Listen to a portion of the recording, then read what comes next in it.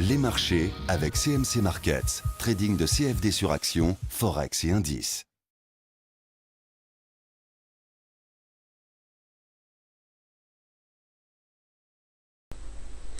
Bonjour, voici l'analyse de l'euro-dollar à 8h23 pour la journée du 4 novembre.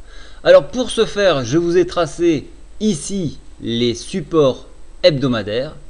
Vous pouvez voir qu'il y en a un à 1,2113, 1,2426 et un autre à 1,2815. Voilà un petit peu les gros points.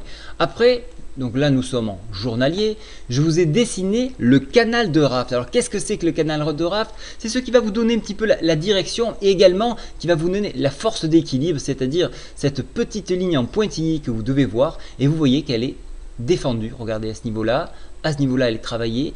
Ici, elle est encore travaillée. Donc, vous voyez qu'on tourne autour de ce point-là. Donc, pour les haussiers, et vous avez dû le remarquer, vous avez une congestion au niveau de la Bollinger ici. Donc, on s'écrase. Donc, on a une recherche qui se fait. On cherche ce sens.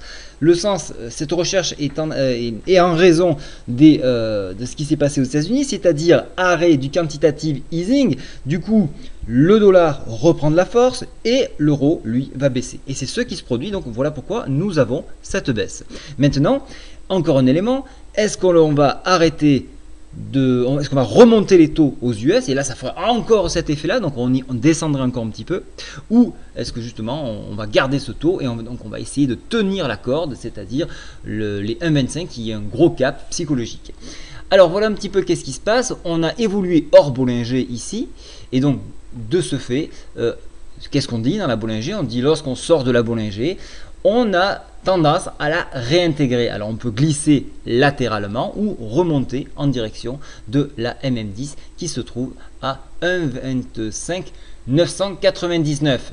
Ça sera également, regardez, le point de repère, le milieu du canal de Raft. Donc pour les haussiers, cela peut être un objectif à la hausse. Pour les baissiers, bien évidemment, on viendra chercher à rejoindre le support hebdomadaire à 1,2416, genre je vous ai dit 13 mais c'est plutôt 1,2427.